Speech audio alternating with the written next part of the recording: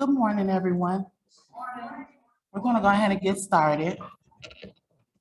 First, I would like to introduce myself. My name is Stephanie Julmis, and I work with the staff database. And today we'll be going over the 21-22 overview and database reporting. And the best thing about my session is it won't be long. We didn't have that many updates. Okay. With the exception of the edits and the appendices, we've had no updates with the data elements. The formats are our regular appendices found on the staff information database. But we have added notes at the suggestion of one of our districts. We did add notes to help with the reviewing process, especially when it comes to the staff payroll and staff database non-match records. On our staff demographic information edit 30, specifically the portion that talks about if survey period code 2 or 3, each staff demographic information record must have a matching staff payroll record based on district number, social security number, survey period, and fiscal year. The note in red has been added for surveys 2 and 3. Staff demographic record without a matching staff payroll record will be deleted from the staff database after the close of the survey period. Similar to 30 of the staff demographic to the staff payroll, where it reads, edit 50, each staff payroll record must have a matching staff demographic information record based on the district number, social security number, survey period code, and fiscal year. The same note was added for surveys periods 2 and 3. Any staff demographic record without a matching staff payroll record will be deleted from the staff database after close of the survey. And in case you didn't catch it on the edits, we have you covered one more place. On appendices S, we've added a note. Particular attention should be given to F61399 validation edit 30 and F61401 edit 50. Staff demographic records without matching staff payroll records and vice versa will be deleted from the staff database after the close of the survey. And those conclude our updates for the 2021 year. Now we're going to move on to our reporting tips and reminders. And it's just an overview of some information that you all have already done, but just to bring a reminder. The staff demographic and staff payroll non-match records. The validity of an employer's record during surveys 2 and 3 reporting are based on matching staff demo and staff payroll records. Thus, the reason for the deletion process discussed earlier and before. Survey periods 2 and 3, after the close of the survey period, if there are any staff demographic records without a matching staff payroll record, and any staff payroll records without a matching staff demographic record, the unmatched records will be deleted from the staff database. Districts should check the validation reports for the staff demographic and staff payroll formats for records that may fall in these categories with no matches, and submit the mixing records. And once again, that's edits 30 and edits 50 that can be found on those particular reports. Our staff demographic and payroll survey reporting. During surveys 8, submit a staff demographic record for all instructional staff members to use in the Progress Monitoring and Reporting Network, the PMRN. The Social Security and the staff demographic file must match the SSN reported as the primary instructor responsible reading that is entered in the student demographic file. The student records will not be loaded into the PMRN system unless it is a matching staff record. We know the majority of times the information is downloaded on Thursdays. If you do happen to send a staff demographic record that does not have a matching SSN, that record will not load.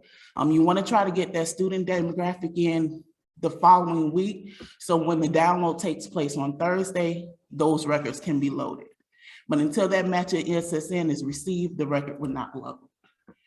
During surveys 2 and 3, submit a staff demographic record for all staff employed either on a full-time or part-time basis during the payroll period that includes the FEFP survey week for the reporting students. Contracted employees should be reported as well, although they are not a part of the district's payroll system.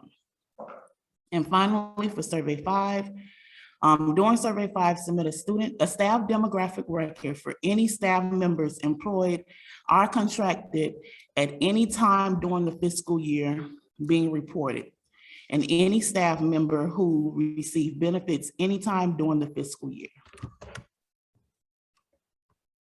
Next, we have our fall 2021 public schools staff survey, which is the new hire instructional personnel. The purpose of the public school staff survey is to collect data on the teaching and instructional assignments of newly hired instructional personnel in the district. The annual data collection is of newly hired instructional personnel from grades PK through 12, using to identify critical teacher shortage areas in Florida public schools. New hires include those newly hired personnel, grades PK through 12, hired between July 1, 2021 and October 1, 2021 for the 21-22 school year. And the due date is on October the 31st. Now, prior to that particular survey started, we always send an email out via ASCIIs that includes instructions, and also a list goes out of your contacts. Always keep in mind, only one contact can be assigned per district. We send the list out so you can verify that particular contact. If the information needs to be updated, you can email either ASCIIs or myself, and we can update that individual with their name, their email address, and phone number. Once I've granted them access on my end, you must also remember they have to go through their SSO administrator in order to get access to that new hire tile that's on the SSO sign-in. So it's a two-part process. You let me know that updated information, and then you reach out to your district's SSO administrator to update as well.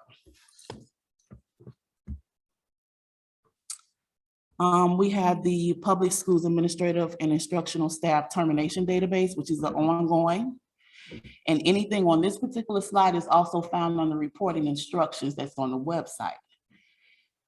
Create a record for any administrative or instructional staff member employed or previously employed by the school district who was dismissed due to the findings by the board related to charges. Include any administrative or instructional staff members terminated with a separation code of G. One of the reasons detailed on the separation reason from the data element included on the staff demographic information reporting format. And below those are basically the statutes that define the instructional staff and the administrative staff. Also, this particular guidance was sent out in 2019 for the staff termination and single sign-on access. If you need it, you can always email me, and I can also forward you the same email that was sent out via ASCIIs. The approval of access to the staff termination database is now handled by the district's SSO administrator. It is no longer necessary to provide this information to our office.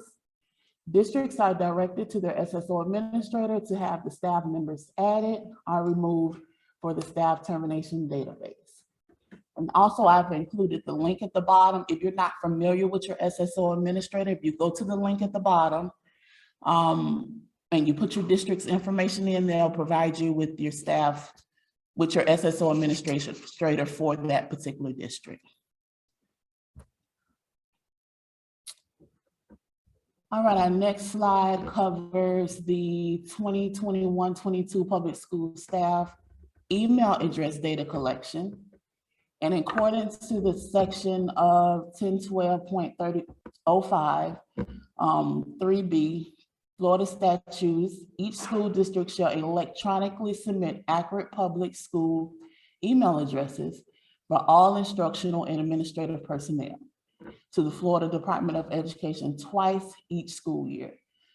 Data collection for the first semester is for August the 16th through September the 10th, 2021. And data collection for the second semester is January the 17th, 2021 through February 2022 through February 11th, 2022. The email staff file 70507 were processed daily at 4 p.m. during the reporting period. We're almost to the end, so does anybody have any questions? Oh, we have a question. Yes, ma'am.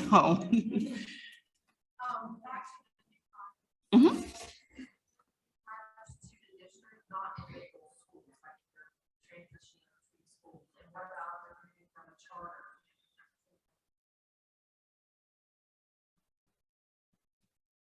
Some questions I am going to defer to Teresa.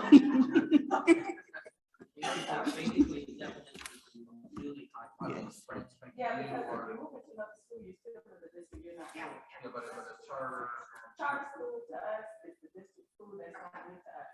That's not new to the districts, that's just someone going to another school. So as long as they have been hired by the district, they're up there. Before you, because they're going to another school, large charter school.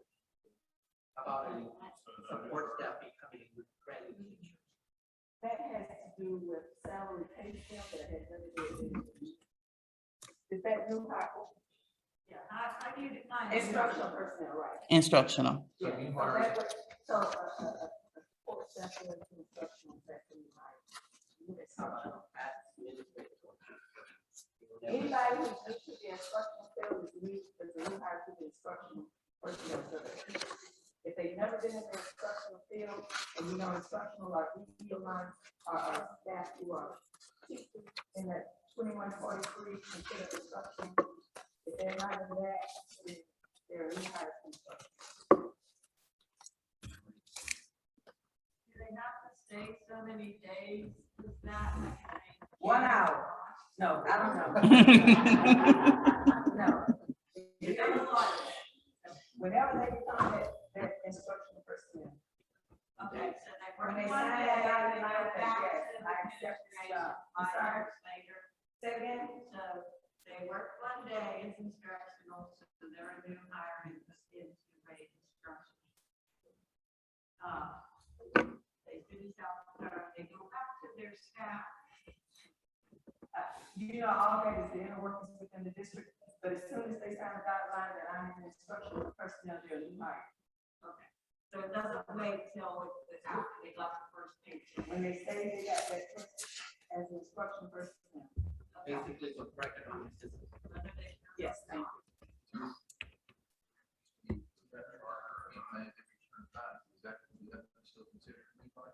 Instructional personnel, not just teachers. Because for guidance counselors, are part of it. Yes, you have a question?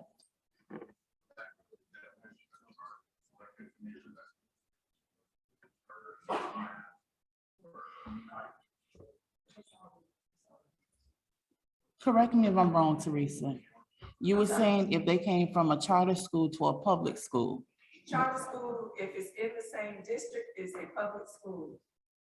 That is true.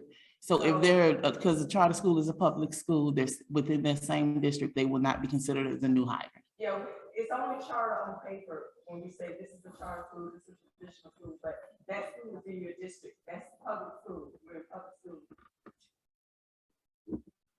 Does anybody else have any questions? No? Yes, ma'am? No? Okay. We're gonna move on to our, yes. New hires to charter schools. If they were not already at a district school. Right, so there's like a brand new hire, no experience in the district. Brand new hire to the district, whether charter or traditional. Yes, it will be reported. Mhm.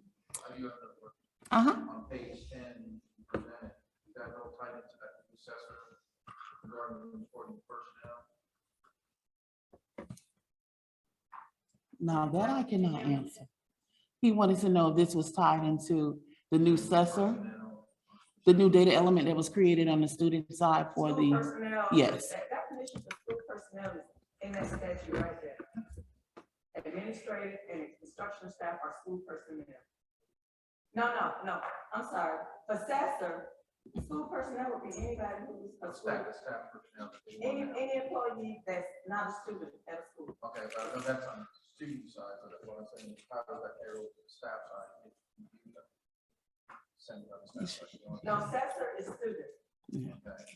And any employee, any person in a school who's not a student is an employee of the district and considered school personnel. And but based on what's taking place in their terminated or been reported here as such. Well, when you report, this, the staff termination database defines who they want. Mhm. So you may have a custodian, I'm sorry, I'm just flipping around like this. So you may have a custodian, and I'm not picking on custodian, but you may have a custodian who is involved in assessor typing minutes. Well, the staff termination database defines who they want, and they don't define support staff. Because custodians are in support staff. So they only want, the staff termination database only want instructional staff and administrative staff reported to the terminations database. But assessor wants any school, any person in the school who's not a student, is school personnel. And this is only for staff termination due to charges. Yes, Okay, that's the only. that's what this is. Mhm. Yes. Any other questions? Finally, no problem. So our survey dates, the survey dates are now posted on our website for the 2021 school year. And I did a small overview of what is basically what starts and what is due throughout the school year. July, we have we begin state processing for survey 5 and survey 8, our PMRN, where we only submit the staff demographic. In August, we begin survey M, which is basically the email collection survey. In September, we end survey 8 and we end survey M, the email collection survey. In October, we begin state processing for survey 2 and survey 5 ends. So now that we're coming up to October, we'll be closing out the 2021 school year with survey 5 and survey 2 for the 21-22 school year will be beginning. And also that is when we have our public school staff survey ends, and that should be October the 31st. In December, survey 2 ends, December the 15th, survey 2, survey 3, remember those dates are always written in statute, so they will always remain the same. In January, we have the beginning of our second email collection survey in. February, we have the state processing for survey 3 begins and survey N ends. And then in April, we have survey 3 ending, and then we start all over again. And then I just have a link for some of our resources. We have our 2021 22 staff information database website that includes anything from your data elements to your appendices, your edits, your formats. We have the DQ2 user manual, which has an overview of things as far as pulling your files, your D files, the processing of DQ2. We have our public school administrative and instructional staff termination reporting instructions. And on those reporting instructions, you'll find clear definition of who is administrative and who is instructional. And then I also list the statutes on that particular helpful guide. And then we'll have our progress monitoring and reporting network survey 8 reporting Q&A. And on there, you'll find the steps to report, the days in which the file is downloaded, when it begins, so it has information on there. And finally, we have our database manual updates. Changes to staff and student database manuals are posted Fridays on the web. We try to get them up at least by 2 to make sure we've included any update that has occurred during the week, and especially if something has changed on Friday. If not Monday, it is up by Monday. Email notifications are not sent to districts regarding changes made to the database manuals throughout the year. So it is strongly recommended that districts check for updates weekly or bi-weekly to ensure that they are aware of the changes made to staff and student database manuals. And it wasn't included in the slide, but the staff reporting looked really good. However, there are 2 problem areas that I'm going to be focusing on this upcoming year. Some of the districts did receive notifications regarding the non-match payroll and staff demographic records. Some of the numbers were a little larger. So that is an area that we're going to focus on this year. And another one was the GIAS, and it included the average salaries and number of staff. Some districts did get information on that, and I know it was important to make sure that the superintendents and the board members were reported, but we want to make sure that if you have staff in a particular area, whether it's the groundskeeper, the secretary, the accountant, that you reported the individuals with the correct salary and also with the correct job code. Because you may report it, it may not show on our end, maybe the incorrect job code was included on that particular record. So those will be the 2 areas that we'll review everything, but those will be the 2 areas that I will be really focusing on to help the districts get that information correct. And just a really quick overview. I started with staff. I came in on the tail end of survey 2. I did survey 3. I was working with student for 3 years prior to. I would send you out emails. I usually don't start harping and harassing until like 2.5, 3 weeks if no data has changed. I will send out the emails. If you're still working on the data, that's fine. Just let me know. Sometimes districts will let me know we're still reviewing it. We're still making corrections. I'll give you that leeway. If there's no response, I am going to harass until a response is received. But, and if you review the data and it looks fine, just let me know. I'll notate that in my log. When we get our reports, they're normally processed on the weekend. I will review it just to make sure that there's no big changes, because I've had cases where districts have mistakenly deleted their data that was submitted. So I'll make sure that the numbers look in a line. If it's a large increase or decrease, I'll reach out just to make sure that nothing happened on the district's end. But other than that, I'm there to assist. I'm careful how I provide policy guidance over the phone, but you can always call me. But if it's going to be something that you need detailed responses for, email is always better in case I need to do a little research or get it to the program office to get an answer for you. I just want to make sure that I provide you with accurate information so you can do the best reporting possible. But other than that, I am done with my presentation. Does anybody else have any other questions? No? Okay, yes. Any idea of what they finally meet an actual FLDOE on the staff side? Probably never. Seriously. And the only reason I ask is because, we don't have charts in our system. Okay. So of course, our process doesn't pick it as an element, not in the system. So when that's entered manually, then to report, then they still have FL zeros. So that's why I was asking for that they would pull the trigger on that like they did on the students. No, you're not even reviewing it now from in the FLDOE for your staff. You can still get it, you can get them earlier, but I doubt if it'll ever be required because staff is a little different from students. Staff, we're already in the working world, and the SSN is quite important to connect you to kind of everything. Other than see a student's just a student, and we don't need to get their SSNs out there so all these crooks can go and buy a car or whatever. So we want to keep their information safe as possible, and we do our best to keep staff data safe as possible. But I really doubt it if ever staff will be required to have an FLDOE. The really purpose of the FLDOE was to protect students' SSNs. I don't think that, but if you talk to somebody who is not like up there, but from what I kind of know, I don't think that staff will ever be required to have an FLDOE. I think we have one other question. No, yes. Survey 5 in professional development. If I'm remembering correctly, I'm going to be reporting all the professional development we we delivered and completed during this school year.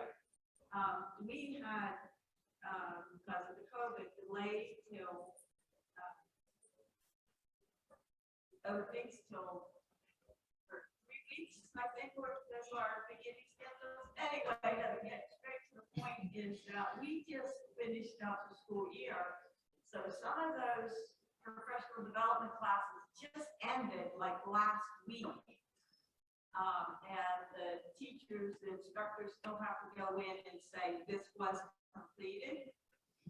And if they miss that date, like business credits, I don't know whether to send them up if they don't have it actually physically marked complete till July 10th. Did I make myself clear?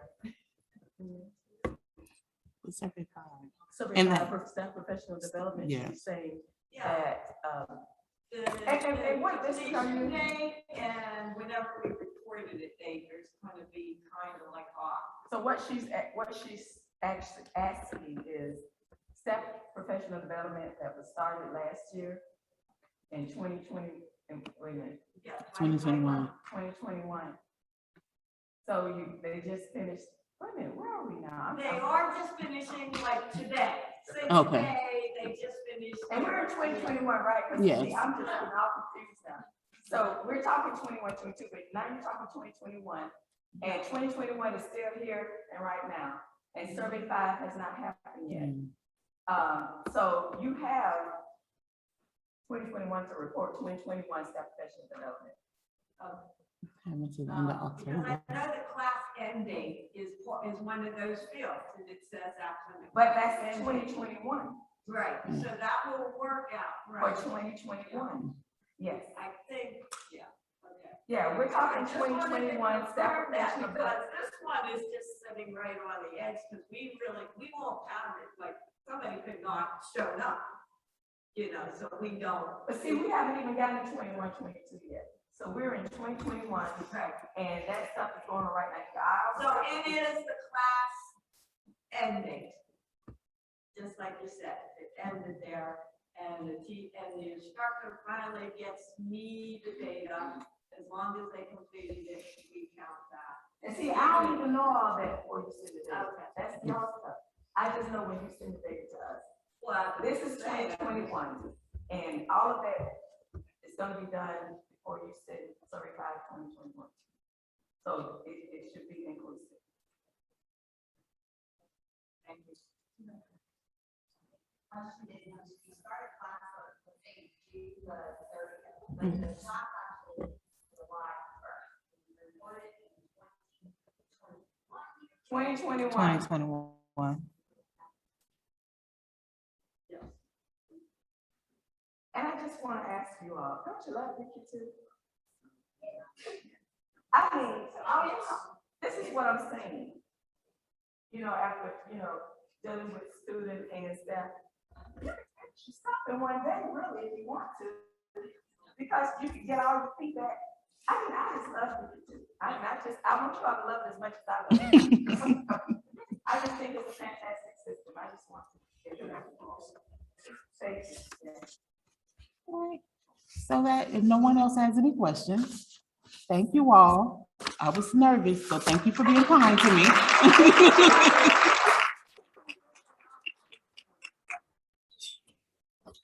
Let's do it again.